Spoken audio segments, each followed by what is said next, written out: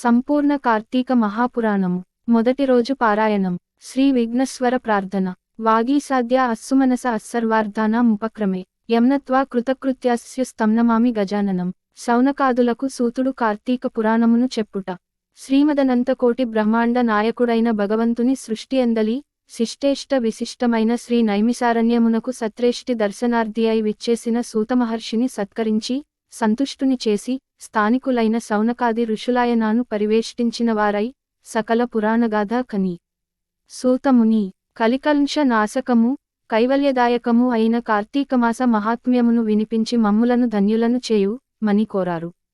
వారి కోరికను మన్నించిన వ్యాసశిష్యుడైన నూతర్షి శౌనకాదులారా, మా గురువుగారైన భగవాన్ వేదవ్యాస మహర్షులవారు ఈ కార్తీక మహాత్మ్యాన్ని అష్టాదశ పురాణములలోని స్కాంద పద్మపురాణములు రెండింటా కూడా వక్కాణించి ఉన్నారు.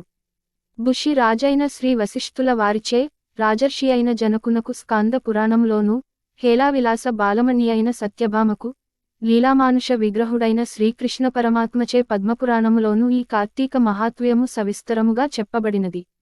మన అదృష్టము వలన నేటి నుంచే కార్తీక మాసము ప్రారంభము కావున ప్రతిరోజు నిత్యపారాయణగా ఈ మాసమంతా కార్తీక పురాణ శ్రవణమును చేసుకుందాము.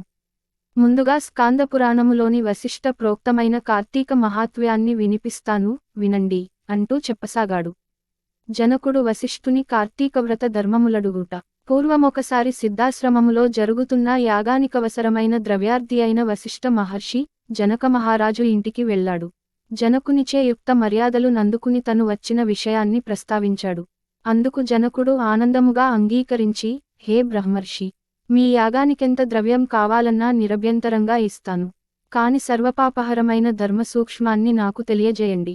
సంవత్సరములోని సర్వమాసముల కంటెను కార్తీకమాసం అత్యంత మహిమాన్వితమైనదని, తద్వ్రతాచరణము సమస్త ధర్మాల కన్నా శ్రేష్టతరమైనదని చెబుతూ ఉంటారు గదా. ఆ నెలకంతటి ప్రాముఖ్యమెలా కలిగింది? ఆ వ్రతము ఉత్కృష్ట ధర్మమే విధంగా అయింది అని అడుగగా, మునిజన వశిష్ఠుడైన వశిష్ఠుడు జ్ఞానహాసమును చేస్తూ ఇలా ప్రవంచినాడు. వశిష్ఠ ప్రవచనము. జనక మహారాజా, పూర్వజన్మలలో ఎంతో పుణ్యం చేసుకుంటేనేగాని సత్వశుద్ధి కలుగదు.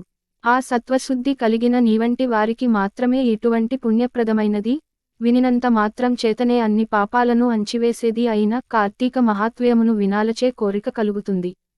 విశ్వశ్రేయాన్ని దృష్టిలో ఉంచుకుని నీవడిగిన సంగతులను చెబుతాను విను. ఓ విదేహ, కార్తీక మాసములో సూర్యుడు తులాసంక్రమణములో నుండగా సహృదయతతో ఆచరించే స్నాన, దాన, జప, పూజాదులు విశేష ఫలితాలనిస్తాయని తెలుసుకో.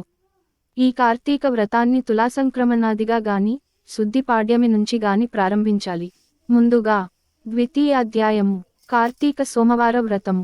వశిష్ఠ ఉవాచ, హే జనక మహారాజా, వినినంత మాత్రము చేతనే మనోవాక్కాయముల ద్వారా చేయబడిన సర్వపాపాలను హరింపచేసే కార్తీక మహాత్మ్యాన్ని శ్రద్ధగా వినుసుము. అందున ఈ నెలలో శివప్రీతిగా సోమవార వ్రతము ఆచరించేవాడు తప్పనిసరిగా కైలాసాన్ని చేరుకుంటాడు. కార్తీక మాసంలో వచ్చే ఏ సోమవారము నాడైనా సరే స్నాన, జపాదులను ఆచరించిన వాడు 1000 అశ్వమేధాల ఫలాన్ని పొందుతాడు. ఈ సోమవార వ్రతవిధి 6 రకాలుగా ఉంది. 1. ఉపవాసము 2. ఏకభక్తము 3. నక్తము 4. అయాచితము 5. స్నానము 6. తిలదానము 1. ఉపవాసము. శక్తిగలవారు కార్తీక సోమవారన్నాడు పగలంతా అభోజనము, ఉపవాసము తో గడిపి సాయంకాలమున శివాభిషేకం చేసి నక్షత్ర దర్శనానంతరమున తులసి తీర్థము మాత్రమే సేవించాలి. 2. ఏకభక్తము. సాధ్యం కాని వాళ్ళు ఉదయం స్నానదాన జపాలను యథావిధిగా చేసుకుని మధ్యాహ్నమున భోజనము చేసి రాత్రి భోజనానికి బదులు శైవతీర్థమో తులసీ తీర్థమో మాత్రమే తీసుకోవాలి. 3. నక్తము. పగలంతా ఉపవసించి రాత్రి నక్షత్ర దర్శనం తరువాత భోజనమునకు గాని ఉపాహారమును గాని స్వీకరించాలి.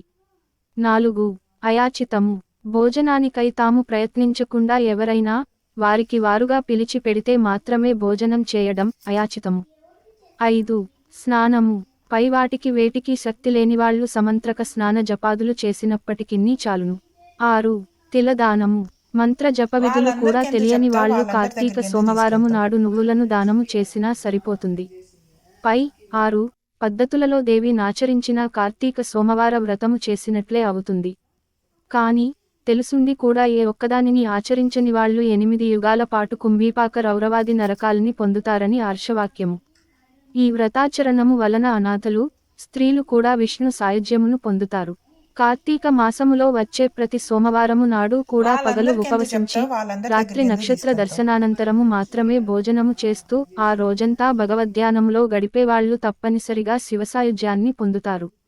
సోమవార వ్రతాన్ని చేసేవాళ్లు నమకచమక సహితంగా శివాభిషేకమును చేయుట ప్రధానమని తెలుసుకోవాలి. ఈ సోమవార వ్రతఫలాన్ని వివరించే ఒక ఇతిహాసాన్ని చెబుతాను విను. నిష్ఠురి కథ. పూర్వం ఒకానొక బ్రాహ్మణునికి నిష్ఠురి అనే కూతురుండేది. పుష్టిగాను, అందంగాను, అత్యంత విలాసంగాను ఉండే ఈమెకు గుణాలు మాత్రం శిష్టమైనవి అబ్బలేదు. దుష్టగుణ భూయిష్టమై, గయ్యాళిగాను, కాముకురాలుగాను చరించే ఈ నిష్ఠురి ని ఆమె గుణాల రీత్యా కర్కస అని కూడా పిలుస్తూ ఉండేవారు. బాధ్యత ప్రకారం తండ్రి ఆ కర్కసను సౌరాష్ట్ర బ్రాహ్మణుడైన మిత్రశర్మ అనేవానికిచ్చి తన చేతులు దులిపేసుకున్నాడు. ఆ మిత్రశర్మ చదువుకున్నవాడు, సద్గుణవంతుడు, సదాచారపరుడు, సరసుడు మాత్రమే కాక సహృదయుడు కూడా కావడం వలన కర్కస ఆడినది ఆటగా, పాడినది పాటగా కొనసాగజొచ్చింది. పైగా ఆమె ప్రతిరోజూ తన భర్తను తిడుతూ, కొడుతూ ఉండేది. అయినప్పటికీ కూడా మనసుకు నచ్చినది కావడం వలన మోజు చంపుకోలేక, భార్యను పరిత్యజించడం తన వంశానికి పరువు తక్కువనే ఆలోచన వలన మిత్రశర్మ కర్కస పెట్టే కఠిన హింసలనన్నిటినీ భరిస్తూనే ఉండేవాడు గాని ఏనాడు ఆమెను శిక్షించలేదు. ఆమె ఎందరో పరపురుషులతో అక్రమ సంబంధమును పెట్టుకుని భర్తను, అత్తమామలను మరింత నిర్లక్ష్యంగా చూసేది. అయినా భర్త సహించాడు. ఒకానొకనాడు ఆమె యొక్క విటులలో ఒకడు ఆమెను పొందుతూ, నీ మొగుడు బ్రతికి ఉండటం వల్లనే మనం తరచూ కలుసుకోలేకపోతున్నాం అని రెచ్చగొట్టడంతో కర్కస ఆ రాత్రికి రాత్రే నిద్రాముద్రితుడై ఉన్న భర్త శిరస్సును ఒక పెద్ద బండరాతితో మోది చంపివేసి ఆ శవాన్ని తానే మోసుకునిపోయి ఒక పాడుబడిన సూతిలోనికి విసిరివేసింది. ఇదంతా గమనించినప్పటికీ కూడా ఆమెకామె విటుల బలం ఎక్కువ కావడం చేత అత్తమామలామెనేమీ అనలేక తామే ఇల్లు వదిలి పారిపోయారు. అంతటితో మరింత స్వతంత్రించిన కర్కస కన్నుమిన్నుగానని కామావేశంతో అనేక మంది పురుషులతో సంపర్కము పెట్టుకుని ఎందరో సంసార స్త్రీలను కూడా తన మాటలతో భ్రమింపజేసి తన విటులకు తార్చి తద్వారా సొమ్ము చేసుకునేది. కాలం గడిచింది. దాని బలం తగ్గింది. యవ్వనం తొలగింది. శరీరంలోని రక్తం పలచబడటంతో కర్కస జబ్బు పడింది. అసంఖ్యాక పురుషోత్తములతో సాగించిన శృంగార క్రీడల పుణ్యమా అని అనూహ్యమైన వ్యాధులు సోకాయి. పూలగుత్తిలాంటి మేను పుళ్ళుపడిపోయింది. జిగీబిగీ తగ్గిన కర్కస వద్దకు విటుల రాకపోకలు తగ్గిపోయాయి. ఆమె సంపాదన పడిపోయింది. అందరికందరూ ఆమెనసహించుకోసాగారు. తుదకు అక్రమపతులకే గాని సుతులకు నోచుకుని ఆ నిష్ఠుర తినడానికి తిండి, ఉండేందుకింత ఇల్లు, వంటినిండా కప్పుకునేందుకు వస్త్రము కూడా కరువైనదై సుఖవ్రణాలతో నడివీధినపడి మరణించింది. కర్కస శవాన్ని కాటికి మోసుకుపోయే దిక్కుకూడా లేకపోయింది.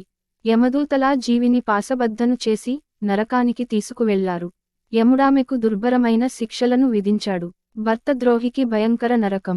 భర్తను విస్మరించి పరపురుషుల నాలింగనము చేసుకున్న పాపానికి ఆమె చేత మండుతున్న ఇనుప స్తంభాన్ని కౌగిలింపచేశాడు. భర్త తలను బ్రద్దలు కొట్టినందుకు ముండ్ల గదలతో ఆమె తల చిట్లేటట్లు మోదించాడు. భర్తను దూషించినందుకు, కొట్టినందుకు, తన్నినందుకు దాని పాదాలను పట్టుకుని కఠినశిలలపై వేసి బాధించాడు. సీసమును గాచి చెవులలో పోయించాడు. కుంభీపాక నరకానికి పంపాడు. ఆమె పాపాలకు గాను ఆమె ముందరి 10 తరాల వారు, తదుపరి 10 తరాల వారు ఆమెతో కలిసి మొత్తం 21 తరాల వాళ్లు కుంభీపాకంలో కుమిలిపోసాగారు. నరకానుభవము తర్వాత ఆమె 15 సార్లు భూమిపై కుక్కగా జన్మించినది. 15వ పర్యాయమున కళింగ దేశములో కుక్కగా పుట్టి ఒకానొక బ్రాహ్మణ గృహములో ఉంటూ ఉండేది. సోమవార వ్రతఫలముచే కుక్క కైలాసమందుట. ఇలా ఉండగా కార్తీక సోమవారము నాడ బ్రాహ్మణుడు పగలు ఉపవాసముండి శివాభిషేకాదులను నిర్వర్తించి నక్షత్ర దర్శనానంతరము నక్త స్వీకారానికి సిద్ధపడి ఇంటి బయలులో బలిని విడిచిపెట్టాడు. ఆనాడంతా ఆహారము దొరకక పస్తు పడివున్న కుక్క ప్రదోష దినాన ఆ బలి అన్నాన్ని భుజించినది. బలి భోజనము వలన దానికి పూర్వస్మతి కలిగి, ఓ విప్రుడా, రక్షింపు మని కుయ్యి పెట్టినది. దాని అరుపులు విని వచ్చిన విప్రుడు కుక్క మాటలాడటాన్ని గమనించి విస్తుపోతూనే, ఏమి తప్పు చేశావు? నిన్ను నేనెలా రక్షించగలను అని అడిగాడు. అందుకా కుక్క, ఓ బ్రాహ్మణుడా, పూర్వజన్మలో నేనొక విప్రవనితను. కామముతో కండ్లు మూసుకుపోయి జారత్వానికి ఒడిగట్టి భర్త హత్యకు వర్ణసంకరానికి కారకురాలినైన పతితను ఆయా పాపాలకనుగుణంగా అనేక కాలం నరకంలో చిత్రహింసలననుభవించి ఈ భూమిపై ఇప్పటికి 14 సార్లు కుక్కగా పుట్టాను. ఇది 15వ సారి. అటువంటిది ఇప్పుడు నాకు హఠాత్తుగా ఈ పురాజన్మలెందుకు గుర్తుకు వచ్చాయో అర్థము కావడం లేదు. దయచేసి విశదపరుచుమని కోరినది. బ్రహ్మణుడు సర్వాన్ని జ్ఞానదృష్టి చేత తెలుసుకుని, సునకమా, ఈ కార్తీక సోమవారము నాడు ప్రదోషవేళ వరకు పస్తుపడి ఉండి, నాచే విడువబడిన బలిభక్షణమును చేయుట వలననే నీకీ పూర్వజన్మ జ్ఞానము కలిగినా దని చెప్పాడు. ఆపై నా జాగిలము కరుణామయుడైన ఓ బ్రాహ్మణుడా, నాకు మోక్షమెలా సిద్ధించునో ఆనతీయుమని కోరిన మీదట, దయాళువైన ఆ భూసురుడు తాను చేసిన అనేకానేక కార్తీక సోమవార వ్రతాలలో ఒక సోమవారం వాటి వ్రతఫలాన్ని ఆ కుక్కకి ధారపోయగా, ఆ క్షణమే ఆ కుక్క తన సునకదేహాన్ని పరిత్యజించి దివ్య స్త్రీ శరీరిణి అయి ప్రకాశమానహార వస్త్ర విభూషితయై పితృదేవతా సమన్వితయై కైలాసమునకు చేరినది. కాబట్టి ఓ జనక మహారాజా, నిస్సంశయ నిశ్రేయసదాయి అయిన ఈ కార్తీక సోమవార వ్రతాన్ని నీవు తప్పనిసరిగా ఆచరించు అంటూ వశిష్ఠుడు చెప్పడం ఆపాడు. నిషిద్ధములు ఉల్లి, ఉసిరి, చద్ది, ఎంగిలి, చల్లని వస్తువులు, దానములు, నెయ్యి, బంగారం, పూజించాల్సిన దైవము స్వతా అగ్ని, జపించాల్సిన మంత్రము ఓం జాతవేదసే స్వధాపతే స్వాహ. ఫలితము తేజోవర్ధనము. ద్వితీయోధ్యాయ సమాప్త. మొదటి రోజు పారాయణము సమాప్తము.